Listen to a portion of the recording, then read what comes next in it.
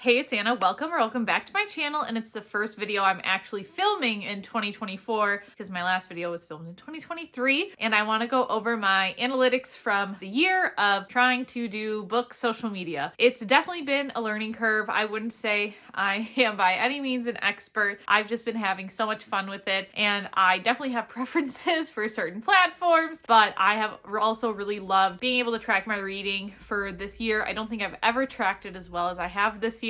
So I'm excited to get into everything I have learned about myself as a reader and a content creator this year. I have my handy dandy laptop ready to go. Let's start with the number of books I read this year. I read 185. I am super excited about that number. However, my goal for 2024 is going to be 104 books. I think I like having a consistent goal where I understand why I'm setting that goal, what the purpose is, and I don't want to, try to stretch myself too thin. The reason I do 104 books is because there are 52 weeks in a year, so the goal is 2 books a week. Ideally, 1 physical book and 1 audiobook, but I don't think it was exactly even this year. I read 32,000 pages, which I think that's impressive, and I feel like I should get books together to see what that looks like physically. But the other statistic that I'm super proud of is listening to over 1,000 audiobook hours, and I listened to all of these at one-time speed, so I feel extremely proud of myself for 1, sticking to listening at one-time speed. There were a lot of times I was tempted to speed up, but I didn't, and 2, hitting such a big, nice round number. I know technically it's a little over 1,000, but in my head I hit 1,000 audiobook numbers, and that looks really nice. And I didn't pay for a single audiobook, but of course I spend money on my physical books. In terms of my star rating, it has definitely, gone a little bit down. I believe at the beginning of the year I was over a 4-star rater. Now I'm at 3.87. I did have some more disappointing reads, specifically in this past quarter, but that's okay. I feel like it's just part of the journey of still trying to find what I like and experimenting outside of my boundaries. So I feel like overall, if you are constantly rating books lower, I just don't know if you're enjoying reading as much or if you're hate reading on purpose. I'm not sure, but I feel like the day that my average rating reaches a 3-star or lower, I'd really have to reflect on why I'm still reading, because I want to read for enjoyment. And so far, going into 2024 with the books I've read, they're not below 3 stars. So I feel like I'm sticking to that pretty well. So in terms of October, November, and December, since I haven't talked about those months in a video before, October I read 16 books, November was 15, and December was 13. Not really surprising. I did get my wisdom teeth out, which I was very nervous about. I know I talked about it in my last analytics video. And so I'm still really proud to have exceeded my reading goal and continue to read more books than I initially thought I would. So for the whole year, January still had the most books. I don't know if I'll ever read 20 traditional sized books in a month again. And for number of pages, the most read month was April with over 3,000 pages. I really wish I remember how I did that, because I really don't. I should go back and look at my own videos. So I actually read 99 audiobooks this year. I feel like if I had read one more, that would have been nice. But again, I didn't want to push myself, and I wanted to really read for enjoyment. And I feel like I did that, but maybe next year. Physical books, I read 24 for hardcovers, and I read 44 paperbacks. So I read 68 physical books, which I think is really good, because I wanted to, again, read ideally 1 physical book and 1 audiobook a week. And I wasn't sure if I was going to exceed the actual physical book number, but I'm really glad that I did. And then lastly, ebooks, I read 18. Okay, I don't fully remember reading 18 ebooks. I remember reading 6 of them. So that's something, because I didn't really read ebooks so much over the past 3 months. And now this is fun because I actually get to set my goals. I feel like last year I wasn't able to quantify the goals for reading BIPOC authors and reading books with queer characters because I had no baseline until this year. So as you can see from my nice little graph, I had 34% of BIPOC authors, which I think is a really good start for the first time tracking them. And, considering the books I had on my shelf and whatnot, I am impressed with the amount that I read. So now going into 2024, I would like to at least have 40% of the books that I read come from BIPOC authors. And then in terms of queer representation, I would really like to stay at having at least 50% of my books have queer representation, if not more. I feel like in terms of determining a character's sexuality or whatnot, it's not always fully explicit. And so I really want to be more intentional with the books that I read having very clear queer representation instead of me being like, maybe this character, maybe that character. And I feel like I did that with a few books this year. So now I really want to be intentional going into this year. But again, if you don't start tracking, I feel like you never know. And I feel like some people are scared to start tracking because of, oh, what did they read? And I feel like you can't be scared to start tracking because you don't know what you don't know. So I am really looking forward to, now that I have these numbers, I can go forward with an intentional plan of how I'm going to meet those goals. And then talking about our monthly stats, specifically starting with October, I did have 2 5-star reads that I love, and it was The Neighbor Favor, and I have an arc for her next book sitting on my Kindle, and I'm so excited. And also Take a Hint, Dani Brown, which really turned me back on to Talia Hibbert as a writer, so that's really exciting. And then my lowest read was The Last Mrs. Parrish. Listen, it just wasn't a thriller for me. I did read 10 physical books that month, which was a really good month physically, and then 6 audiobooks, which I think is typically on average what I listen to, around 6 or 7. I feel like I was on track that month, and I feel like I was a pretty generous rater, having an over 4-star review for the books that I read. It definitely gets worse in the next few months. I already know that, because in both November and December I had 1-star reads.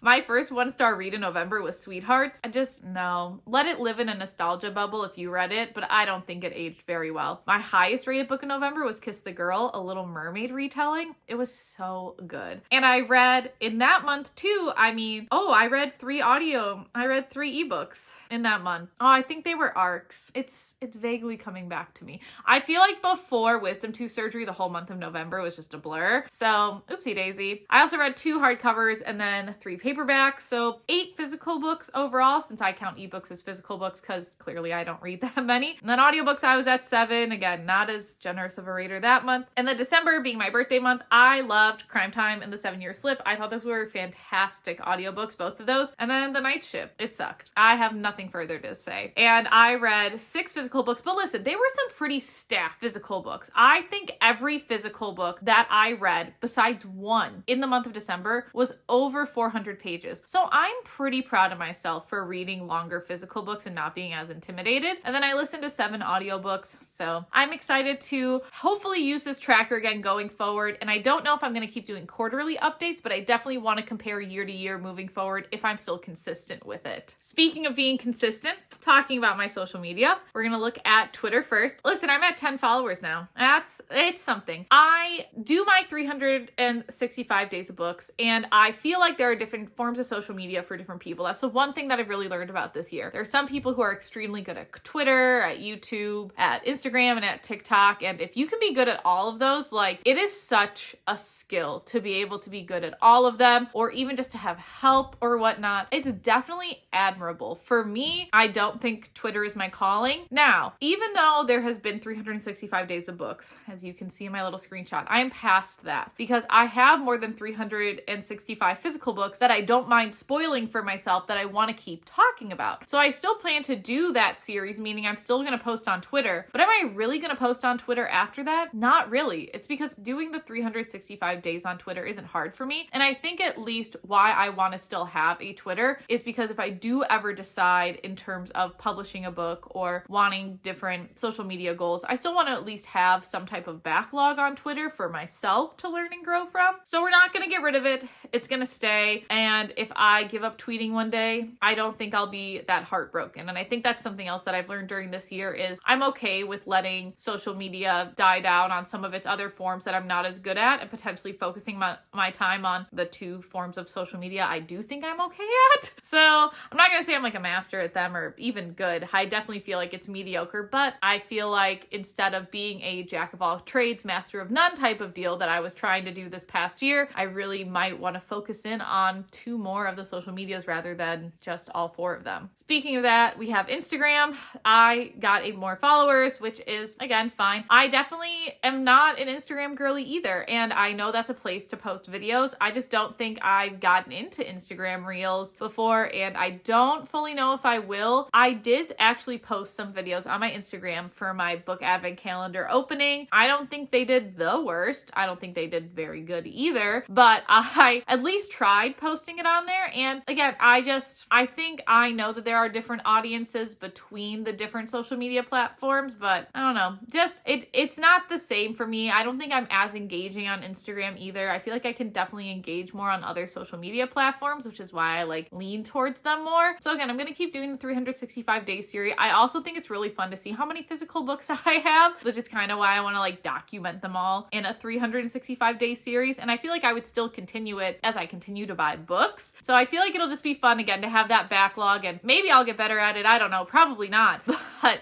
it's definitely something I just like to have. And I think it's a good place to keep up with authors as well. Not that I followed a ton more people either. Like it's just not one of my forms of social media personally that I turn to. However, getting into YouTube, and I think I was nervous about this in my last analytics video because I had quite a bit of growth from the Taylor Swift content I posted on YouTube, is that I still feel like I grew decently during this time frame of this past quarter. I'm now over 300 subscribers. That's almost a subscriber a day for a year. And I know some people grow faster too, which is fine. But for me doing it myself, not being a master, knowing my thumbnails could be better, I definitely feel like I have room to grow. And I think people are willing to like watch me grow along this journey. I am really liking where it's going. And again, I feel more engaged on here. I like talking about books more. I'm definitely more of a talker than just like a still frame type of person. And I had 2 videos that had over 100 views. All of my videos have been in the double digits, which I'm super happy about because when I started, I did not have videos over the double digits when I first started. So I'm really happy to just see the growth there. And the 2 videos that were over 100 views is how can people read over 100 books, read with me for a week, showing how if I just read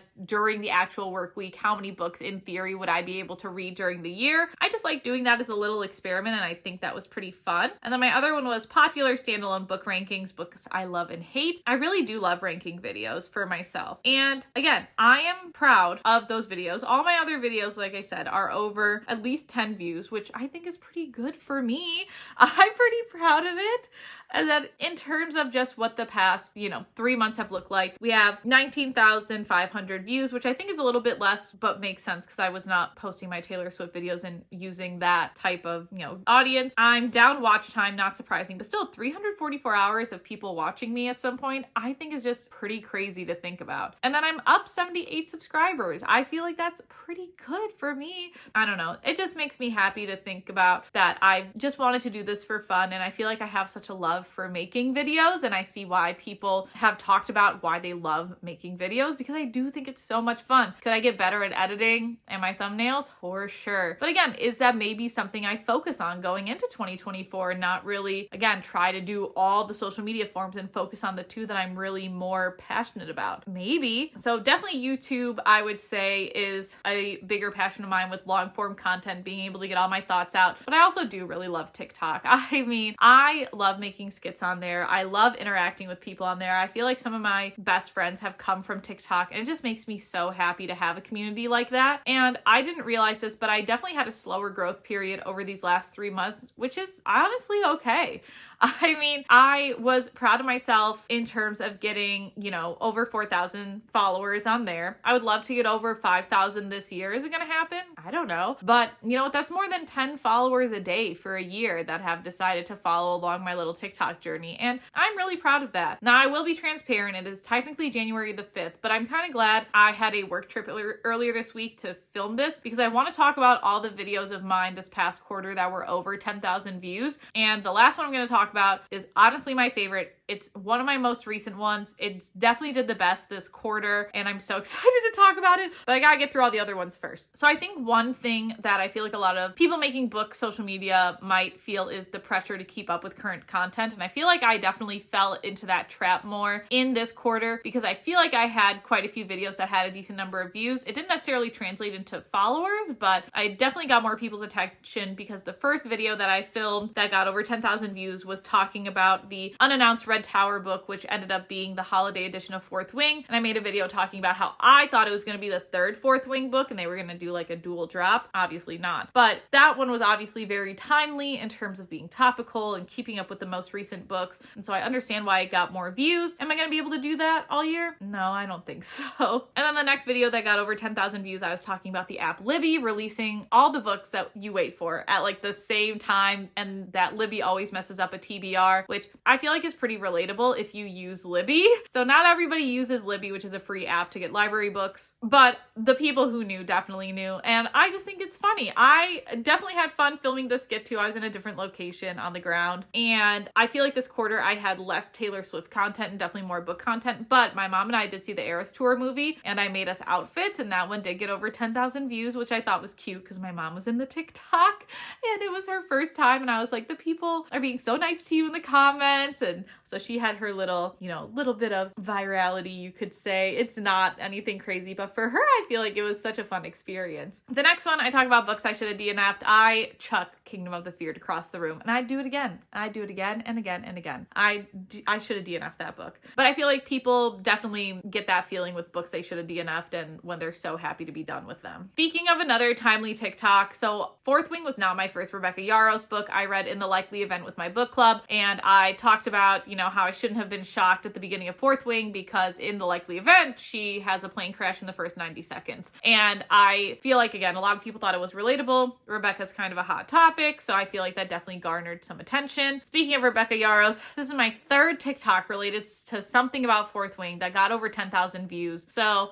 again, I feel like if I potentially made content about continuous popular series, maybe it would make a difference, but I don't always follow along with all of the popular series. I haven't read ACOTAR. I'm not always into some of the spicier books. I don't always read the latest books that come out right when they come out because I have other books I want to read, and I feel like that's okay. So my third Fourth Wing TikTok was about ranking the characters of Fourth Wing after I had read the book because I ranked a beloved character really low, so I had to redeem myself, and I think that Stitch just like pulled people in. Now this TikTok I feel like even did better. It was over 35,000 views, and I wanted to reflect on my Barnes & Noble haul because I saw a creator talk about how, hey, maybe you shouldn't go to the Barnes & Noble hardcover sale if you didn't read any of the hardcovers last year. And I tagged her in the video, and I was like, maybe, I want to see how many I read from this stack. And it turns out I had read 9 out of 10 books that I bought at the hardcover sale, which I feel like it's pretty good. I mean, almost 100% read. So I feel like that was a good video, and people could obviously relate in terms of like, oh, I bought this many, but only read this many. And I feel like, again, showing all of the books, people like excess and a lot of things in videos. Even I fall for it myself, with those shelves that are completely full. Like, I would love this room to have all shelves one day. So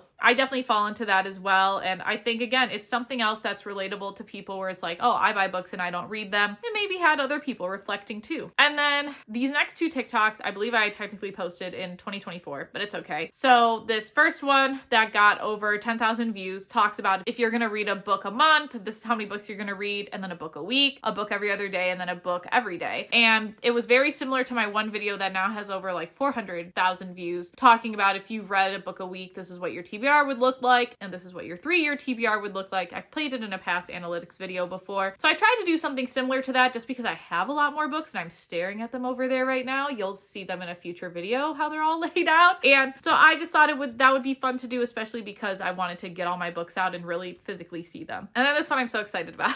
So my TikTok that actually did the best is technically not from 2023, but it's still while I'm talking about this wrap up because I was a little late to take screenshots. And it's a TikTok about the Pendragon series, which is my favorite series. I really hope to do a video on Pendragon this year, but I really want to do it justice. And so I want to reread the whole series, put it in a YouTube video, but I made a little TikTok about how I think some of the characters in the series just disappear. And it got 80,000 views. And Pendragon is like not one of those popular series at all. It was definitely a lot of people in the comments said it was a fever dream, read it when they were younger. I mean, this was a book series published in like the early 2000s. And so but it's one of my favorite book series. I love it. I'm so excited to reread it. And yeah, I might not keep up with all of the trends, but I'm reading a book that I know I'm going to love. And I specifically actually got the box set that I can annotate. Oopsie daisy.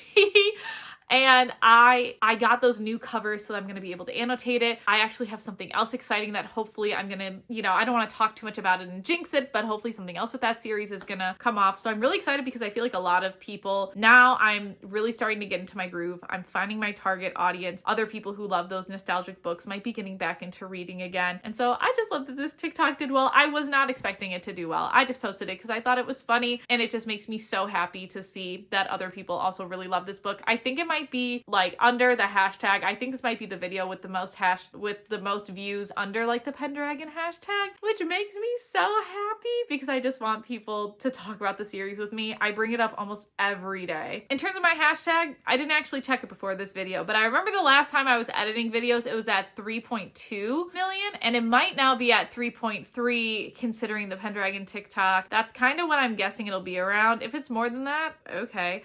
But I believe that's what it's about, which again, I think it's crazy that over the past year, having over 3 million views on something that I just do for fun is really impressive to me. Now, I will say, I have been posting 4 times a day for a year, which means I posted 1,460 TikToks. And I feel like that definitely helps my number of views with how much I'm posting. But I don't know if that is going to be sustainable going into 2024. And I feel like in my head, I have 10,000 followers on TikTok being such a goal for me, mainly because I want the playlist feature so that I'm able to organize everything. But also I feel like that would be so fun to be able to be more interactive in comments and my book reviews with people if I reach that many folks. So I would love to get there, and I don't think it's always about quantity, and I know it's about quality. Sometimes I swear I film a quality TikTok though, and it just like uploads terribly. I don't know what I'm doing wrong. I feel so old saying that, but I really don't know what my future is going to look like. I know just because I have OCD that I need to go a day without posting, because then I'm going to get into a trap of being all or nothing. It's either all posting or no posting.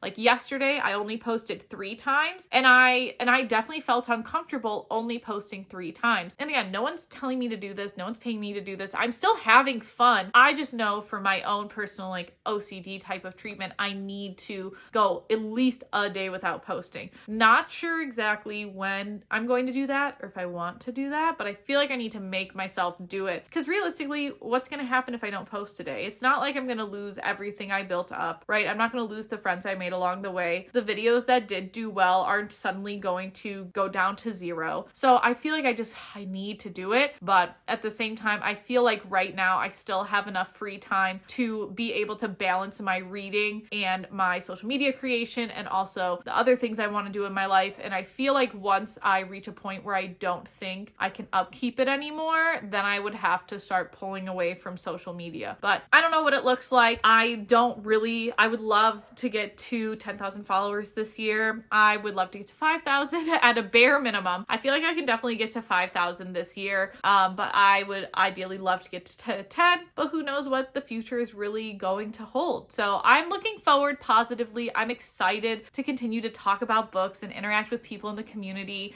And I really hope to keep making YouTube videos too. Like TikTok and YouTube are the 2 I really want to continue with. Instagram and Twitter, we'll see what happens. But I am so excited that you all are joining this journey with me to see where 2024 goes. I was actually planning out my YouTube schedule going forward, and I'm really excited for some of the videos that I am already planning to make this year. And I hope I can stay creative enough and maybe come up with some new ideas too, instead of just, kind of repeating some of the same things that I do. I will still be doing monthly readathons because I just love those, but I definitely want to continue to push myself creatively and maybe get better at thumbnails. We'll just have to see. So that was my little 2023 reflection and wrap up. All positive vibes going into 2024, and I can't wait to read at least another 104 books this upcoming year and show you all the content that I'm hoping to create. See you in the next one.